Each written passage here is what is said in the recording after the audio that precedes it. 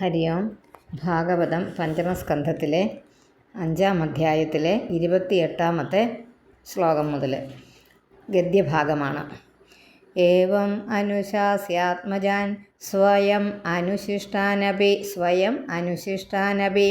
ലോകാനുശാസനാർത്ഥം മഹാനുഭാവ പരമസുഹൃത് ഭഗവാൻ ഋഷഭാപദേശ ഉപശമ ശീലാനാം ഉപരത കർമ്മണാം മഹാമുനീനാം ഭക്തിജ്ഞാനവൈരാഗ്യലക്ഷണം പാരമഹംസ്യധർമ്മം ഉപശിക്ഷമാണഃ സ്വതനയ ശതജ്യേഷ്ഠം പരമഭാഗവതം ഭഗവത് ജനപരായണം ഭരതം ധരണി പാലനായ അഭിഷിച്യ സ്വയംഭവന ഏവോർവരിത ശരീരമാത്ര പരിഗ്രഹ ഉന്മത്ത ഇവ ഗഗന പരിധാനഃ പ്രകീർണകേശ ആത്മനി ആരോപിത ആഹവനീയോ ബ്രഹ്മാവർത്താത് പ്രവവ്രാജ.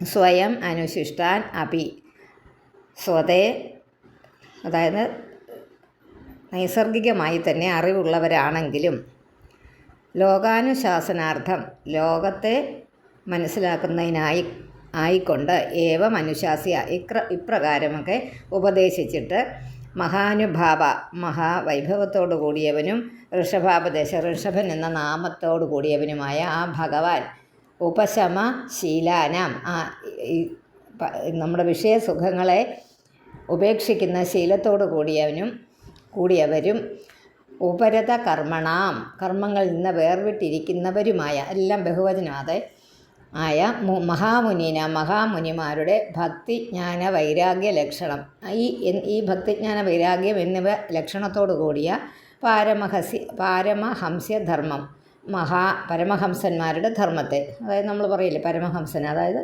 നമുക്കിപ്പോൾ അറിവിലുള്ള ഒരു പരമഹംസര് ശ്രീരാമകൃഷ്ണ പരമഹംസർ മാത്രമേ ഉള്ളൂ. നമ്മളുടെ കാലഘട്ടത്തിൽ ജീവിച്ചിരുന്ന നമ്മുടെ മുൻഗാമികളുടെ കാലഘട്ടത്തിൽ എഴുത്തും വായനയൊക്കെ വന്ന പ്രചാരമൊക്കെ ആയി തുടങ്ങിയപ്പോൾ ജീവിച്ചിരുന്ന ഒരു പരമഹംസർ എന്നുള്ളൊരു പദം കൊടുക്കാൻ അദ്ദേഹത്തിൻ്റെ മാത്രമേ ഇപ്പം നമ്മുടെ നിലവിലുള്ളൂ. ധർമ്മത്തെ ഉപദേശിക്കുവാൻ തയ്യാറെടുത്തിട്ട് സ്വതനയ ശതജ്യേഷ്ഠം, ആ സ്വന്തം പുത്രന്മാർ എത്ര പേരാ? ശതമുണ്ട്, അതായത് 100 പേര്. ശതജ്യേഷ്ഠ 100 പേരിൽ വെച്ച് വയസ്സുകൊണ്ട് മൂത്തവൻ ആയ സ്വപുത്രന്മാരായ 100 പേരിൽ വെച്ച് വയസ്സുകൊണ്ട് ജ്യേഷ്ഠനായിട്ടിരിക്കുന്നതും അതുപോലെ പരമഭാഗവതം ഭഗവത് ഭക്തനും ഭഗവത് ജനപരായണം ഭഗവത് ജനം എന്ന് പറഞ്ഞാൽ ഭക്തരായ ജനങ്ങളെ ആശ്രയിക്കുന്നവനും ആയ ഭരതനെ ധരണിപാലനായ ഭൂമി പാലിപ്പാനായിട്ട് അഭിഷേകം ചെയ്തിട്ട് സ്വയം എന്ത് ചെയ്തു? സ്വയം എന്ന് പറഞ്ഞാൽ സ്വയം, വേറെ പ്രത്യേകം പറയാനൊന്നുമില്ല. ഭവനേ ഏവ, ആ ഗൃഹത്തിൽ തന്നെ ഉർവരിത ശരീരമാത്ര പരിഗ്രഹ, എല്ലാം ഉപേക്ഷിച്ചിട്ട് ഈ ശരീരം മാത്രമാകുന്ന ഇതോടുകൂടി ധനത്തോടുകൂടി ഉന്മത്ത ഇവ, ഉന്മാദ രോഗമുള്ളവൻ എന്ന പോലെ, എന്ന് വെച്ചാൽ ഭ്രാന്തുള്ളവൻ എന്ന പോലെ ഗഗന പരിധാന, ആകാശമാകുന്ന, അതെന്ന് വെച്ചാൽ നമ്മൾ പറയില്ല ഒന്നും പ്രത്യേകിച്ച് ധരിച്ചിട്ടില്ല. ദിഗംബരൻ എന്നുള്ള വാക്കിൻ്റെ വേറൊരു ഭാഗമാണ് ആകാശമാകുന്ന ആച്ഛാദനത്തോടു കൂടി, എന്ന് വെച്ചാൽ ആച്ഛാദനം മറയ്ക്കപ്പെട്ട ആകാശമാകുന്നെന്ന് പറഞ്ഞാൽ ദിക്ക് അമ്പരമായിട്ടുള്ളവൻ, ദിക്ക് വസ്ത്രമായിട്ടുള്ളവൻ എന്ന് പറഞ്ഞാൽ പ്രത്യേകിച്ച് വസ്ത്രമൊന്നും ധരിച്ചിട്ടില്ല, ദിക്കുകളൊക്കെ തൻ്റെ വസ്ത്രമാണെന്ന് ഉദ്ദേശിക്കുന്നവൻ. പ്രകീർണകേശ, തലമുടിയൊക്കെ പ്രകീർണമായിട്ട് അഴിഞ്ഞുലഞ്ഞു കിടക്കുന്ന, അതുപോലെ ആത്മാവിൽ ആരോപിക്കപ്പെട്ട ആഹവനീയം അഗ്നിയോടുകൂടിയവനുമായിട്ട് തൻ്റെ ഹൃദയത്തിൽ നല്ല ജ്വലിച്ച് നിൽക്കുന്ന ബ്രഹ്മാവർത്തത്തിൽ നിന്ന് പ്രവവ്രാജ എന്ന് പറഞ്ഞാൽ ഉപേക്ഷിച്ച് പോയി, പുറപ്പെട്ടു പോയി എന്ന് നമ്മൾ മലയാളത്തിൽ പറയുന്നത്. ഋഷഭദേവൻ ഇങ്ങനെയൊക്കെ പറഞ്ഞിട്ട് അവിടെ വിട്ടുപോയി. ഒന്നുകൂടെ വായിക്കാം. ഏവമനുശാസി ആത്മജാൻ സ്വയം അനുശിഷ്ടാനപി ലോകാനുശാസനാർത്ഥം മഹാനുഭാവ പരമസുഹൃത് ഭഗവാൻ ഋഷഭാപദേശ ഉപശമശീലാനാം ഉപരത കർമ്മണാം മഹാമുനീനാം ഭക്തിജ്ഞാനവൈരാഗ്യലക്ഷണം പാരമഹംസ്യധർമ്മം ഉപശിക്ഷമാണ സ്വതനയ ശതജ്യേഷ്ഠം പരമഭാഗവതം ഭഗവത് ജനപരായണം ഭരതം ധരണിപാലനായ അഭിഷിച്യ സ്വയം ഭവന ഏവോർവരിത ശരീരമാത്ര പരിഗ്രഹ ഉന്മത്ത ഇവ ഗഗനപരിധാന പ്രകീർണകേശ ആത്മനി ആരോപിത ആഹവനീയോ ബ്രഹ്മാവർത്താത് പ്രവവ്രാജ. 29. ജഡാന്ധമോക ബധിര പിശാചോന്മാദകവത് അവധൂതവേഷോഭിഭാഷ്യമാണോപി ജനാനാം ഗൃഹീത മൗനവ്രതസ്തൂഷ്ണീം ബഭൂവ. ഇനി മിണ്ടാതിരിക്കാനുള്ള ശ്രമം അടുത്തത്. അതും കൂടെയാണല്ലോ ഏറ്റവും പ്രബലമായിട്ടുള്ളൊരു കാര്യം നാവാണെന്ന് പറയും. അതങ്ങ് നിർത്തിയേക്കാമെങ്കിൽ ബാക്കി ഒന്നും വേണ്ട. അപ്പോൾ അദ്ദേഹത്തിന് ജഡൻ എന്ന് പറഞ്ഞാൽ നമ്മൾ ജഡമായ ശരീരം എന്ന് പറഞ്ഞാൽ ഒന്നും ഒരു പ്രത്യേകതയും ഇല്ലാത്ത, ഒന്നും ചലനമില്ലാത്ത, അല്ലെങ്കിൽ ആത്മാവില്ലാത്ത എന്ന് പറഞ്ഞ പോലെ ഒന്നുമില്ല. ബുദ്ധിയില്ലാത്ത എന്നൊക്കെ പറയാം. അന്ധ, കാണാൻ വയ്യാത്ത, മൂക, സംസാരിക്കാൻ സാധിക്കാത്ത, ബധിര, കേൾക്കാൻ കഴിയാത്ത, പിശാച ഉന്മാദകവത്, പിശാച് ഉന്മാദമുള്ളവൻ എന്നവരെ പോലെ, അവധൂത വേഷ, ഒന്നും പ്രത്യേകിച്ച് വേഷമൊന്നും കൂടാതെ, അഭിഭാഷ്യമാണ്, സംഭാഷണം ചെയ്യപ്പെടുന്നവൻ, ഗൃഹീത മൗനവ്രത, ആ മൗനവ്രതത്തെ സ്വീകരിച്ചവൻ, തൂഷ്ണി ബഭൂവ, സംസ്കാരിക്കാതെ ഇരുന്നു, ഒന്നും മിണ്ടാതിരുന്നു. അപ്പോൾ എല്ലാം കിട്ടിയില്ലേ? ജഡ അന്ധമൂക ബധിര പിശാചോന്മാദക വധ അവധൂതവേഷ പിശാചോന്മാദകവത് അവിടം വരെ. പിന്നെ അവധൂതവേഷോഭി ഭാഷ്യമാണോപി, അവധൂതവേഷോഭി ഭാഷ്യമാണോപി ജനാന ഗൃഹീത മൗനവ്രത സ്തൂഷ്ണി ബഭൂവ. ഗൃഹീത മൗനവ്രത എന്നുണ്ട്. അതുകൊണ്ടാണ് അവിടെ പിന്നെ വന്നത്. അതുകൊണ്ട് അതൊന്നിച്ച് വായിച്ചാൽ തെറ്റൊന്നുമില്ല. നിങ്ങൾക്ക് പിരിച്ച് വായിക്കണമെന്നുണ്ടെങ്കിൽ ഗൃഹീത മൗനവ്രത സ്തൂഷ്ണീം ബഭൂവ എന്ന് വായിച്ചാലും തെറ്റൊന്നുമില്ല. 30. തത്ര പുരഗ്രാമാകര ഖേട വാട ഖാർബട ഖർവട ശിബിര വ്രജ ഘോഷസാർത്ഥ ഗിരിവനാശ്രമാദിഷു അവനിചരാപസദൈ പരിഭൂയമാനോ മക്ഷികാഭിരിവ വനഗജസ്തർജന താടനാവമേഘനഷ്ടീവനഗ്രാവശകൃദ്രജ പ്രക്ഷേപപൂതിവാദദുരുക്തൈഃ തദഭിഗണയന്നേവാസത്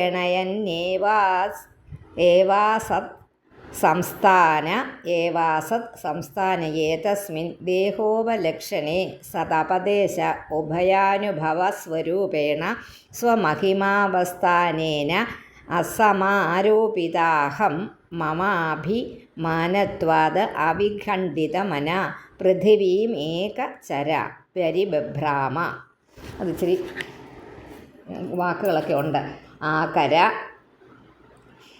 തത്ര അവിടെ വാക്കുകൾ പറയാം നമുക്ക്. തത്ര പുര ഗ്രാമ, ആകര, ഖേട കർവട ശിബിര വ്രജ ഘോഷ ശിബിരവ്രജഘോഷ സാർത്ഥഗിരിവനാശ്രമാദിഷു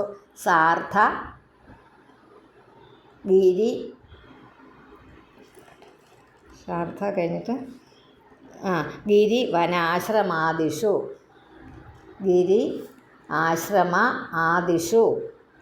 അവനിചരാപസദൈ മക്ഷികാഭി വനഗജ പരിഭൂയമാന തർജനം താടനം അവമേഹനം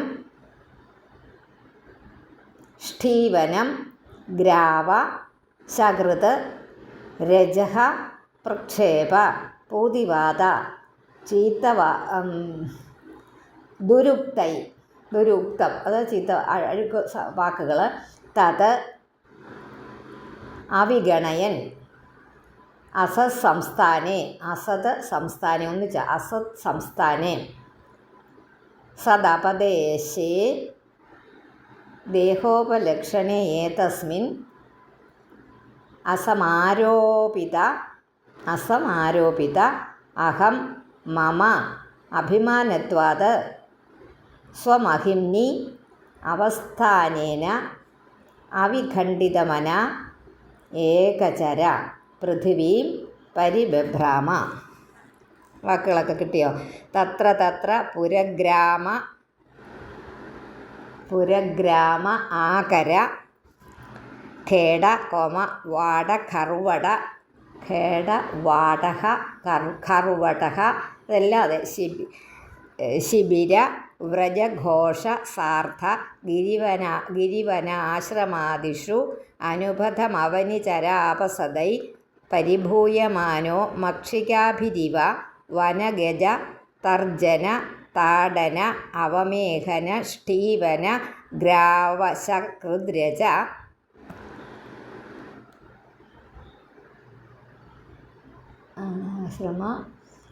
താടന അവമേഘന ഷ്ടീവനം ഗ്രാവശകൃത് രജ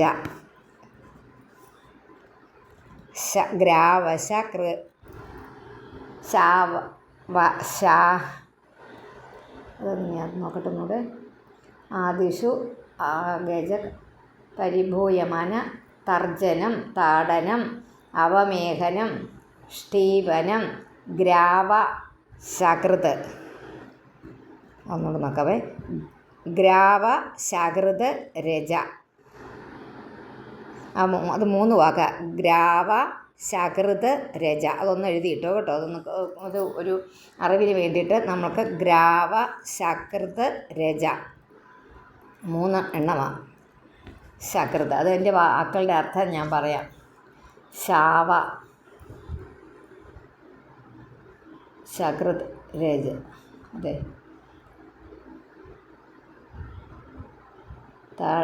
മേഘനം അതായത് അവമേഘനം അത് ശരീരത്തിൽ മൂത്രവിസർജനം. ഷ്ടീവനം നമ്മൾ തുപ്പുക. ഗ്രാവ കല്ല് ആയിരിക്കും എപ്പോഴും ഗ്രാവൽ എന്ന് പറയുന്നത് അല്ലേ, കല്ലിന് ചെറിയ ഗ്രാവൽ. ശകൃത് എന്ന് വെച്ചാൽ നമ്മളുടെ മലം ആണ്. ശകൃത് അതൊരു വാക്കാണ് കേട്ടോ. ശകൃത്. രജഹ പൂഴി, പ്രക്ഷേപ ഏറ്, പൂതിവാത നമ്മൾ അധോവായു താഴോട്ട് പോകുന്ന വായു അധോവായു.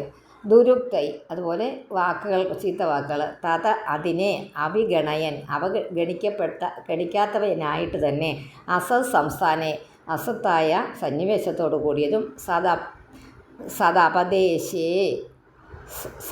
അപദേശേ എന്ന് സത് എന്ന അപദേശമുള്ളതും നാമമാത്രമുള്ളതും ദേഹോപലക്ഷണേ തസ്മിൻ ദേഹാകൃതിയിലിരിക്കുന്നതാണ്. ഒരു ദേഹമാണെന്ന് മാത്രമേ അതിന് പ്രത്യേകതയുള്ളൂ. ഇതിൽ ആരോപിക്കപ്പെടാത്തതായ അഹം ഞാൻ എന്നും എൻ്റേതൊന്നും ഈ ശരീരത്തിനെ പുള്ളി ചിന്തിക്കുന്നേയില്ല. ഋഷഭദേവൻ ചിന്തിക്കുന്നില്ല. എന്ത് തന്നെ തൻ്റെ ഈ ശരീരത്തിൽ വീണാലും അതാ പറഞ്ഞത്, തുപ്പൽ, പിന്നെ മലം, അതുപോലെ പൂഴി, ഇതൊക്കെ ആരെങ്കിലും വിട്ടാൽ, കല്ല് ഒക്കെ എടുത്ത് ശരീരത്തിലിരുന്ന് മലമൂത്ര വിസർജനം നടത്തിയാലും തൻ്റെ ശരീരത്തിലിരുന്ന് തൻ്റെ ശരീരമാണെന്ന് ബോധമുള്ളപ്പോഴല്ലേ അതിന് അകൃതം തോന്നുന്നുള്ളൂ, അല്ലാത്തപ്പോൾ തോന്നുന്നില്ലല്ലോ. അങ്ങനെ നടന്നു എന്നാണ് പറഞ്ഞു വരുന്നത്. അതുപോലെ അസമാരോപിത, അത് താനാണെന്നും തൻ്റേതാണെന്നും അഭിമാനം ഇല്ലാത്തവനായിട്ട് മഹിംനി സ്വരൂപ ആനന്ദത്തിൽ തൻ്റെ സ്വരൂപത്തിൽ അദ്ദേഹം ആനന്ദസിദ്ധനാണ്. അവസ്ഥാനേന ഇരിക്കുന്നത് കൊണ്ട് അവിഖണ്ഡിതമന മനസ്സ് ഒട്ടും ചഞ്ചലമല്ലാതെ ഖണ്ഡിതമല്ലാത്ത ഇരിക്കുന്നത് കൊണ്ട് ഏകചര ഒറ്റയ്ക്ക് സഞ്ചരിച്ചു. പൃഥ്വി ഭൂമിയെ പരിബഭ്രാമ ചുറ്റി സഞ്ചരിച്ചു. അവധൂതനായിട്ട് അങ്ങ് പോയി. അത്രയേ ഉള്ളൂ. വാക്കുകളൊന്ന് തിരിക്കണമെന്നേ ഉള്ളൂ. ഇപ്പം ഞങ്ങൾ തിരിച്ചിട്ടില്ലേ? ഗ്രാവ ശകൃത് രജ പ്രക്ഷേപ പൂതിവാദ ദുരുക്തൈ തദവിഗണയൻ ഏവാസത് സംസ്ഥാന ഏതസ്മിൻ ദേഹോപലക്ഷണേ സദപദേശ ഉഭയാനുഭവസ്വരൂപേണ സ്വമഹിമാവസ്ഥാനേന അസമാരോപിതാഹം മമാഭിമാനത്വാത് അവിഖണ്ഡിതമന പൃഥിവീം ഏകചര. അതെല്ലാം തിരുത്തി വെച്ചോണം. ഹരിയോം. പിന്നെ അടുത്തത് 31. അതിസുകുമാരകരചരണോരസ്ഥല വിപുല ബാഹ്വംസകളവദനാദി അവയവ വിന്യാസ പ്രകൃതി സുന്ദര സ്വഭാവഹാസസ്വ സുമുഖോ നവ നളിന ദളായമാന ശിശിരതരാ താരാരുണായതന നയൻ താരാരുണായത നയനരുചിര സദൃശ സുഭഗ കപോല കർണകണ്ഠ നാസോ നിഗൂഢസ്മിതവദന മഹോത്സവേന പുരവനിതാനാം മനസി കുസുമശരാസനമുപദധാന പരാഗാവലംബമാന കുടില ജഡില കപിശ കേശഭൂരിഭാരോവധൂതമലിന നിജശരീരേണ ഗ്രഹഗൃഹീത ഏവാ ദൃശ്യത. അതിസുകുമാര കരചരണ, വളരെ സുകുമാര, മഹാത്മാവിൻ്റെ കൈകൾ കാലുകൾ മാറിടമൊക്കെ തടിച്ചു ഉരുണ്ട് നീണ്ടിരിക്കുന്ന കൈത്തണ്ടകൾ, അതാ മുഖത്തിനെക്കുറിച്ചുള്ള വർണ്ണനയാണ് പറയുന്നുണ്ട്. നല്ല സുന്ദരമായിരുന്നു, പ്രകൃത്യാ സുന്ദരമായ മുഖത്തിൽ സ്ഫുരിച്ചു കാണുന്ന മന്ദഹാസം നിമിത്തം ഭഗവാന്റെ അവതാരമാണെന്ന് ഓർക്കണം. മുഖകാന്തി ഇരട്ടിച്ചിരിക്കുന്നു. അതുപോലെ നേത്രങ്ങൾ ചെന്താമര നിളം പോലെ ശീതളവും തണുപ്പും അരുണ നിറവും ചുവന്ന നിറവുമുള്ള വികാസവുമുള്ള നേത്രങ്ങളാൽ മനോഹരങ്ങളായിരിക്കുന്നു. കവിൾത്തടങ്ങൾ, കാതുകൾ, കണ്ഠദേശം, നാസിക എന്നിവയോട് ഒന്നോടൊന്ന് തുല്യമായും അതുപോലെ ശോഭയേറിയതുമായതിനാൽ ആ അവയവങ്ങളോട് കൂടിയ സുന്ദരമൂർത്തിയെ കാണുന്ന പട്ടണത്തിലെ സ്ത്രീകൾ അവർക്ക് വളരെയധികം സ്നേഹം തോന്നി. ഹൃദയത്തിൽ മന്മഥ ബാണം, അതായത് കാമ ഉദിച്ചു എന്ന് മാത്രം കരുതിയാൽ മതി. അവർക്ക് അദ്ദേഹത്തോടൊരു സ്നേഹം തോന്നി. പുറമെ സുസ്പഷ്ടം പ്രകാശിക്കാതെ ഒളിമിന്നൽ എന്ന പോലെ വ്യാപിച്ചിരുന്ന മന്ദഹാസത്തിൻ്റെ ആ വ്യാപൃതിയാൽ പ്രകാശിക്കുന്ന മുഖം തന്നെ കാണുന്നവർക്ക് മഹോത്സവ ജനകമായിരുന്നു. ഇപ്രകാരമുള്ള ആ സുന്ദര രൂപത്തിൽ കപിശ നിറമുള്ള ജടകൾ 4 ഭാഗത്തും ചിതറിക്കിടക്കുകയും അതുപോലെ സമൃദ്ധമായ മുടി ഇങ്ങനെ ചിതറിക്കിടക്കുന്നു. ശരീരത്തിൽ മലിനം പറ്റിയിരിക്കുന്നു, ചെളി പുരണ്ടിരിക്കുന്നു. ചെയ്തിരുന്ന പിശാചിൻ്റെ ബാധ നിമിത്തം ബുദ്ധിഭ്രംശം ബാധിച്ചിരിക്കുന്നുവോ എന്ന് തോന്നുമാറ് അവിടെ ജനങ്ങളാൽ കാണപ്പെട്ടു. അവിടെ കാണുന്നുണ്ട് ഇദ്ദേഹത്തെ കാണുന്ന കാര്യം തമ്മിൽ പറയുന്നുണ്ട്, പക്ഷേ ഒരിടത്തും നിൽക്കുന്നില്ല.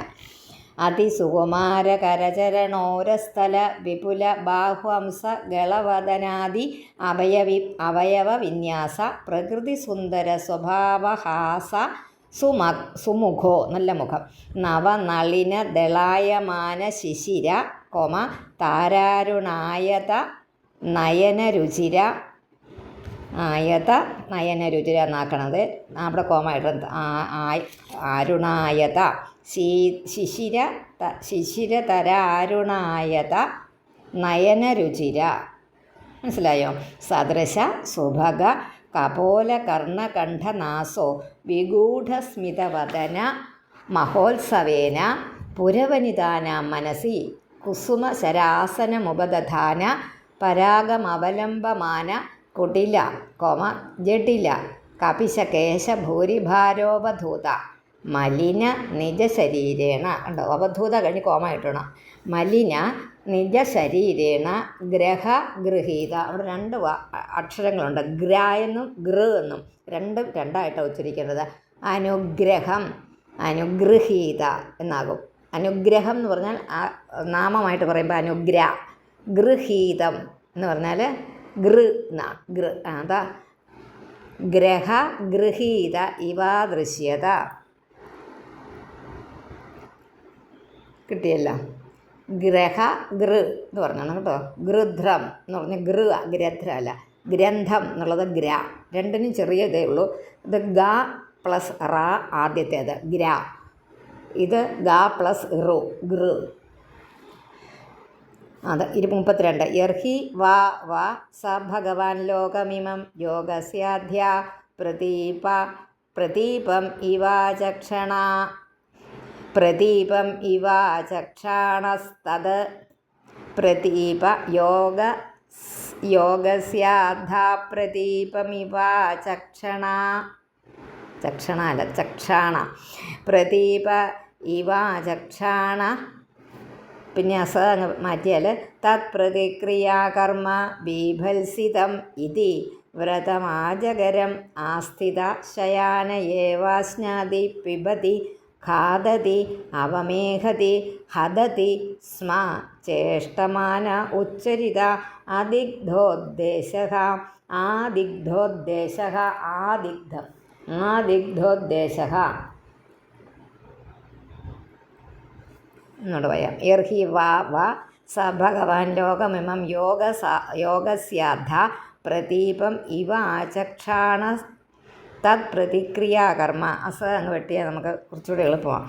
ആചക്ഷാണ കാണുന്നവനും തത് പ്രതിക്രിയാകർമ്മ അതിൻ്റെ പ്രതിക്രിയാകരണം ബീഭത്സിതം ഇതി ഭയങ്കരമാണെന്ന് കരുതിയിട്ട് ആജകരം വ്രതം അജകര സംബന്ധിയായ വ്രതം എന്ന് വെച്ചാൽ ഈ അജകര ഈ പെരുമ്പാമ്പൊക്കെ ഭക്ഷണം കഴിച്ചിട്ട് ചുമ്മാ കിടക്കും, ഒന്നും ചെയ്യില്ല. കഴിച്ചാൽ പിന്നെ കഴിക്കേണ്ടപ്പോൾ മാത്രമേ അത് അനങ്ങുന്നുള്ളൂ.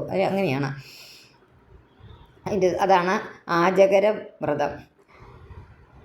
ആസ്ഥിത സ്വീകരിച്ചു. ശയാന എവിടെ കിടക്കുന്നവനായിട്ട് തന്നെ അവിടെ കിടന്നാൽ അവിടെ തന്നെ. അസ്നാദി ഭക്ഷിക്കുന്നു, അവിടെ കിട്ടുന്നതിനെ ഭക്ഷിക്കും, അവിടെ കിടക്കുമ്പോൾ കിട്ടുന്നതിനെ ഭക്ഷിക്കും. പിബതി പാനം ചെയ്യുന്നു. ഖാദതി കഴിക്കുന്നു. മേഹതി മൂത്രം വിസർജിക്കുന്നു. ഹദതി മലം വിസർജിക്കുന്നു. ഉച്ചരിതേ മലമൂത്രത്തിൽ ചേഷ്ടമാന വ്യാപരിക്കുന്നവനായിട്ട് അദിഗ്ധോദ്ദേശ സ്മ അതുപോലെ തൻ്റെ ഓരോ അവയവങ്ങളിലും ദേഹത്തിൻ്റെ ഓരോരോ അവയവങ്ങളിൽ പറ്റിയ അതൊന്ന് മാറ്റിക്കളയാനോ വൃത്തിയാക്കാനോ ശ്രമിക്കുന്നില്ല. അദ്ദേഹം അങ്ങ് പൂർണ്ണമായിട്ട് തൻ്റെ ശരീരം ഈ ശരീരമല്ല ഞാനെന്നങ്ങ് മനസ്സിലാക്കിയത് കൊണ്ട് അതിനെ അങ്ങ് ക്ലേശിപ്പിക്കുകയല്ല, അതിനെ ശ്രദ്ധിക്കാതെ അങ്ങ് പോയി. അത് ഈ മലമ്പാമ്പിൻ്റെ യാചകര വൃത്തി എന്ന് പറഞ്ഞാൽ ഒന്ന് മനസ്സിലാക്കിയേക്കാമേ. ഈ മലമ്പാമ്പിൽ ഒരു വലിയ ജാതിക്ക് അജകരം എന്ന് പേരുണ്ട്. മലമ്പാമ്പുകളില്ലേ, പെരുമ്പാമ്പുകൾ എന്നൊക്കെ പറയുന്നത്.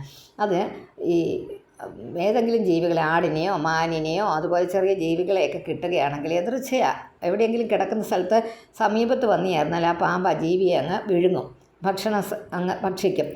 അങ്ങനെ ഒന്നും വന്നു ചേർന്നില്ലെങ്കിൽ ഭക്ഷണത്തിനായിട്ട് ഒരു ശ്രമവും നടത്തുകയില്ല. ഭക്ഷണം ഉണ്ടാക്കാനായിട്ട് എന്തെങ്കിലും ഒന്ന് പരിശ്രമിക്കണ്ടേ. അങ്ങനെ ഒന്നും ചെയ്യാതെ കിട്ടുന്നതിനെ ഭക്ഷിക്കുക. അതാണ് അജകര വൃത്തി എന്ന് പറയും. അങ്ങനെ യോഗികൾ, ഈ മഹാസിദ്ധന്മാരായിട്ടുള്ള പലരും ഈ നില ചെയ്യാറുണ്ട്, ഈ കാര്യം ചെയ്യാറുണ്ട്. അതിനെ അജകര വൃത്തി എന്ന് പറയും. അത് നിങ്ങൾ ഓർത്തോണം. ഇത്രയേ ഉള്ളൂ, ഒന്നും അതിനകത്തില്ല. 33 തസ്യഹായ പുരീഷസുരഭി സൗഗന്ധ്യവായുസ്തം ദേശം ദശയോജനം സമന്താത സുരഭീം ചകാര. ഈ മലമൂത്രങ്ങളായി നടക്കുന്നത് അദ്ദേഹം വളരെ അകലെ തന്നെ വെച്ച് അദ്ദേഹത്തിൻ്റെ ആ പുരീഷം എന്ന് പറഞ്ഞാൽ മലം, അതിൻ്റെ മണം വാസനയായിരുന്നെന്നാണ് പറയുന്നത്. അതിന് വാസനയായിരുന്നു. നമ്മൾ പറയില്ലേ, ഈ കസ്തൂരി മാനിൻ്റെ ഒരു സ്രവമുണ്ട്, അതിന് കസ്തൂരിയുടെ മണമുണ്ടെന്ന് പറയും. അതുപോലെ അദ്ദേഹത്തിൻ്റെ പുരീഷ സുരഭി സൗഗന്ധ്യവായു പുരീഷത്തിൻ്റെ വാസന ലഭിച്ചതോടുകൂടി വായു അത് ആ ദേശം മുഴുവൻ ദശയോജനം 10 യോജന പര്യന്തം സമന്താത് എല്ലായിടത്തും ചുറ്റുഭാഗത്തും സുരഭിയും ചകാര അതായത് സുഗന്ധപൂർണ്ണമാക്കി തീർത്തു. ഇനി 34 ഏവം ഗോ മൃഗ കാകചര്യയാ വജ്രം സ്തിഷ്ഠന്നാസീന ശയാന കാക മൃഗ ഗോചരിത പിബതി ഖാദതി അവമേഹതി സ്മ. ഏവം ഗോ മൃഗ കാകചര്യയാ ഗോ പശു, മൃഗം മാൻ മുതലായ മൃഗങ്ങൾ, കാക്ക ആചര്യ ആ സമ്പ്രദായം, വ്രജൻ സഞ്ചരിക്കുന്നവൻ, തിഷ്ഠൻ അവിടെ സ്ഥിതി ചെയ്യുന്നവൻ, ആസീന ഇരിക്കുന്നവൻ, ശയാനം കിടക്കുന്നവൻ, കാക്ക മൃഗ ഗോചരിത കാക്ക മാന് പശു മുതലായ ഇവയെപ്പോലെ വ്യാപരിക്കുന്നവനായിട്ട് പിബതി കുടിക്കുന്നു, ഖാദതി തിന്നുന്നു, അവമേഹതി വിസർജിക്കുന്നു. അതായത് അജഗര വൃത്തി മാത്രമായിട്ടല്ല സ്വീകരിച്ചത്.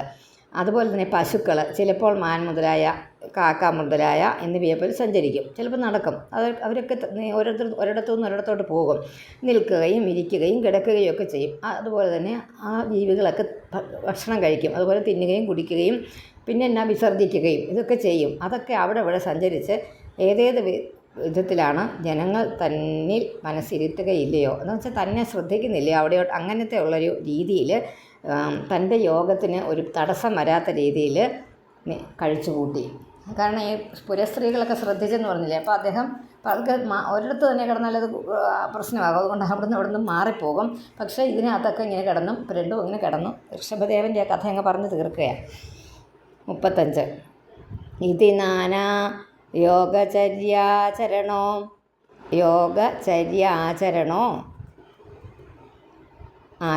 എന്നാണ്. നാനാ യോഗചര്യാചരണോ ഭഗവാൻ കൈവല്യപതിർ ഋഷഭോ വിരത പരമമഹാനന്ദാനുഭവ ആത്മനി സർവേഷാം ഭൂതാനാം ആത്മഭൂതേ ഭഗവതി വാസുദേവ ആത്മനോ വ്യവധാന അനന്തരോദര ഭാവേന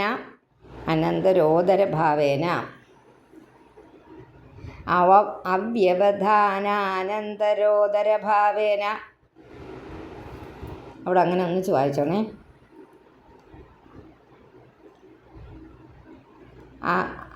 അവ്യവധാനാനന്തരോദരഭാവേന അതവിടെ തൊട്ട് ഒന്നിച്ച് വായിക്കാം. അപ്പോൾ ശരിയായിക്കോളൂ. ഭാവേന സിദ്ധ സമസ്താർത്ഥ പരിപൂർണോ യോഗ ഐശ്വര്യാണി വൈഹായസ മനോജവ അന്തർധാന പരകായ പ്രവേശ ദൂരഗ്രഹണാദീനി എതിർച്ഛയ ഉപഗതാനി നാഞ്ചസ നൃപ ഹൃദയേനാഭ്യനന്ദത്. അതുപോലെ ചില സിദ്ധികളൊക്കെ അദ്ദേഹത്തിന് ഇങ്ങനെയുള്ള ആളുകൾക്ക് കിട്ടും. അത് പക്ഷേ അതറിഞ്ഞതായിട്ടോ ഉള്ളതായിട്ടോ അദ്ദേഹം ഒട്ടും അതിനെ സ്വീകരിച്ചില്ല. അദ്ദേഹത്തിന് മനസ്സിലായിട്ടുണ്ട് അതുണ്ടെന്ന്, പക്ഷേ അത് ഉപയോഗിക്കാൻ ശ്രമിച്ചില്ല. എല്ലാ വാക്കുകളും കിട്ടിയോ? ഇത് നാനായോഗചര്യാചരണ